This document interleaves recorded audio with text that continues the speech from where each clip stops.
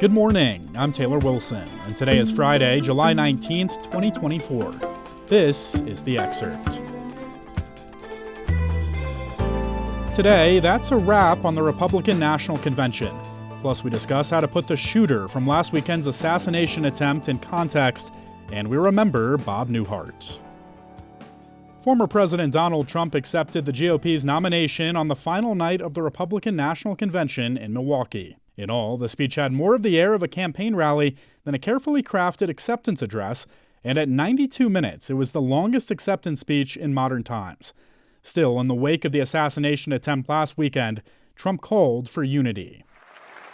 In an age when our politics too often divide us, now is the time to remember that we are all fellow citizens. We are one nation under God, indivisible, with liberty and justice for all. For more on Trump's speech and the GOP strategy going forward, I caught up with USA Today Washington Bureau Chief Susan Page, who joined me from the center of the action in Milwaukee. Susan, thanks for making the time. What a convention. These conventions are always so much fun. So this was a different RNC than the one we'd been expecting before last Saturday when an assassination attempt was made on former President Trump. There was a lot of talk, Susan, about turning down the rhetoric and unifying the country, and Trump himself struck an emotional tone almost right at the top, recounting the story of the assassination attempt. There was blood pouring everywhere, and yet, in a certain way, I felt very safe because I had God on my side. I felt that. What was your biggest takeaway from Trump's speech last night? You know, this was a tale of two speeches. It's a tale of two Trumps. He started with the compelling story of what he saw, what he felt, what he was thinking during this assassination attempt just 5 days ago. And that was very moving. Many in the convention hall were moved to tears.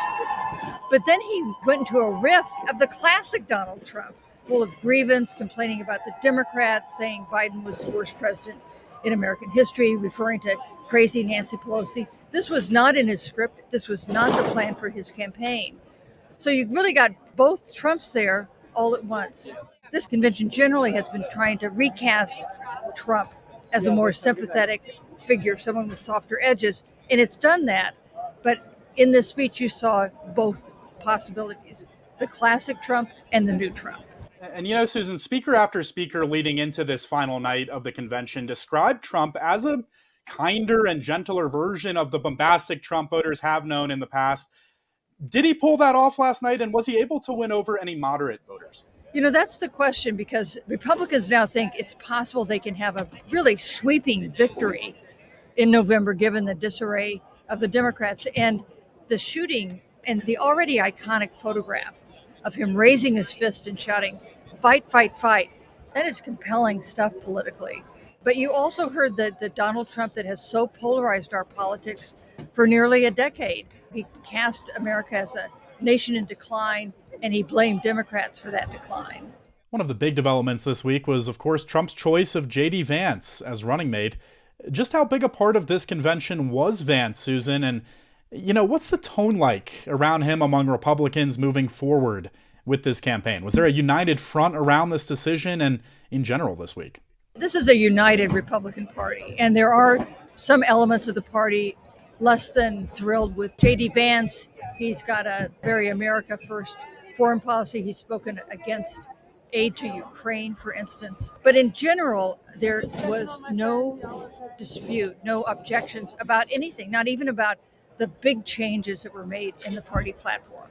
You know, it wasn't that long ago, just a few weeks, that the country's focus was on President Joe Biden and his debate disaster. Calls continue from his own party for him to drop out of the race. How big a part of the conversation has that been among Republicans at the convention this week? This has given Republicans the hope that they could win not only the Electoral College, but the popular vote as well. That's something no Republican has been able to do for 20 years. In hopes of not having one of these very close elections that we're accustomed to, but having a more sweeping victory in November. Does the Republican strategy change if President Biden drops out and, say, Vice President Kamala Harris or another Democratic figure like Governor Gretchen Whitmer becomes the nominee? What's the sense, Susan, after these past few days of the Republican approach here going forward? I think Republicans assume, as many Democrats do, that if Biden isn't nominated, it's going to be Kamala Harris.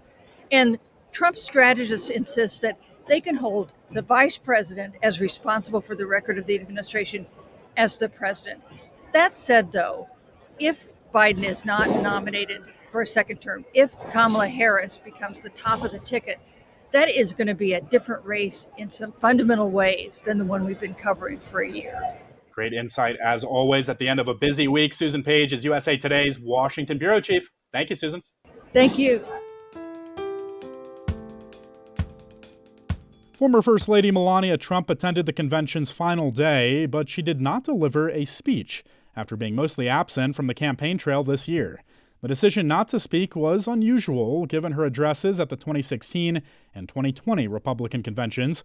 It also ended a tradition dating back to Barbara Bush in 1992, where First Ladies and candidate spouses have given such addresses.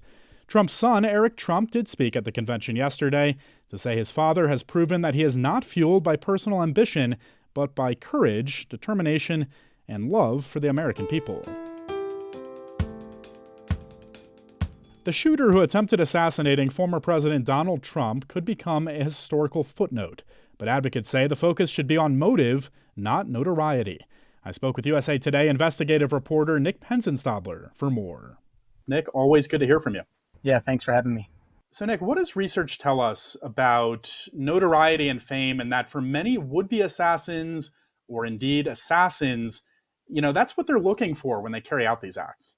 Yeah, this really picked up steam after obviously some of these heinous school shootings, and they call these rampage violence events where relatively unknown people are shooting innocent bystanders, people in malls, churches, theaters, and the victims and their families are left to pick up the pieces. And what they have been lobbying for is to not provide notoriety to these shooters. And there are some folks who've banded together and put some research behind it that proves that there's both this drive for copycats to perform these acts and then get the notoriety, and also originally that's what some of these people are after. They want infamy and notoriety after, usually having a life that hasn't had that. Yeah, I want to hear a little bit more about this no notoriety approach to shooters. What have you heard from some of the folks that advocate for this? Yeah, there's a group that was co-founded by Tom Teves, who we talked to this week, and his son was killed in the Aurora Theater shooting.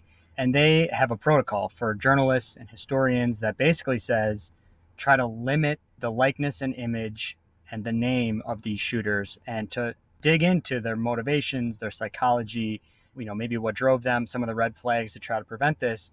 But their names, their photos, those can be left aside in this argument to try to deflect that attention and not give them that attention that they were looking for. Nick, others say that the publicity for these types of shooters really cannot be avoided in a free society, and that it's up to journalists and historians to find the right balancing act. Can you talk through those ideas a bit for us? Right. So there's kind of this counterbalance, especially with obviously this Trump assassination attempt, that some events are going to be churned and studied and their names are part of the historical record. And one of the authors I spoke to said that this particular shooting is going to be hinging on whether it changes the course of history. Obviously, we think of these famous characters with John Wilkes Booth and some of the people who really altered the course of history, and it kind of remains to be seen whether this is a pivotal moment and how this person's going to be remembered. I want to get into the history of this a little bit more, Nick. We can clearly learn some lessons about just how last weekend's gunman might be remembered. What does the assassination attempt on Ronald Reagan by John Hinckley Jr. tell us? And could this build to be part of Trump's legacy the way it was for Reagan? Right. So I talked to this author who wrote a book about this, and John Hinckley Jr. has been studied and written about, and he compared it to that, but it's really a different case. One, because that shooter lived. Two, because he left this huge trove of writings and obsessions, and then he was studied by psychologists, and he had a long criminal trial, and then since then he's been appealing and slowly gaining his freedom back, and he's been back in the news. Whereas this Trump shooter, we don't know a lot about him. He's really young, he's 20 years old, and there's not much of a trail of what led up to this as of yet. So kind of a different situation, and that might lead to, not having as big of a footprint in the future. And you touched on this a bit, Nick, but some do say that, it is important to learn something about the shooter's past warning signs, at least, even if we're trying to forget the shooter's name. What do those folks advocate for as we try to, figure out the correct way to understand or talk about this shooting going forward? Exactly. Yeah. And I talked to Mark Barden, who, tragically lost his son in the Sandy Hook shooting, and he's working with this group, the Sandy Hook Promise. And their whole thing is not ignoring warning signs. And it's kind of this bystander syndrome where you may have picked up on something that was concerning, but you didn't say anything, or someone was making a joke and you weren't sure if you should take it seriously. And they've put together, again, these resources that are both for students and parents and anyone in society that's supposed to spot these signs, speak up, tell a trusted adult to intervene and try to, stop these things from happening. And their whole point is none of these events have to happen. They're all preventable. Someone can step in and cut this off before it turns tragic. All right, Nick Penzenstadler is an investigative reporter with USA Today. Really interesting and important work here, Nick. I appreciate it. Yeah, thank you. Bob Newhart has died. He was an accountant when he got his comedy start, doing monologues built around one-sided telephone calls. That led to a best-selling landmark 1960 album, and then to guest stints on variety shows. Newhart would go on to star in his own namesake shows multiple times and become an icon of deadpan humor. Newhart was nominated for Emmy Awards 9 times, but didn't win until 2013 for a guest appearance on The Big Bang Theory. His characters had a trademark stammer, which he said was not an act, but the way he talked. Bob Newhart was 94. NBC has ambitious plans to bring the Paris Olympics to your TV screens later this month. NBC will be the flagship home for coverage, while Peacock will stream every sport and event, including all 329 medal events. One of the unique parts of these Olympics will be the opening ceremony, taking place on the Seine River, with athletes floating throughout the city. From a technical television perspective, it will be the most complicated event that has ever been produced. The Olympic Broadcasting Service will have 100 cameras along the parade route. Each delegation will have access to a live mobile phone camera on the boat. NBC will be tracking the U.S. team's route, and the Americans will be second to last down the river because the U.S. hosts the 2028 games in Los Angeles. NBC will then have an additional 40 cameras on the scene.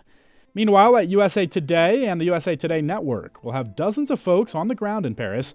That includes photojournalists, reporters, and editors who run our video effort and social media.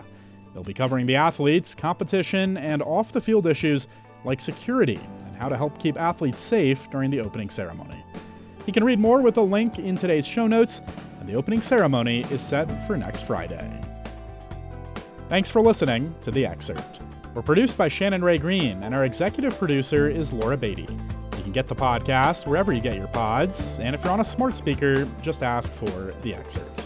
I'm Taylor Wilson, and I'll be back tomorrow with more of The Excerpt from USA Today.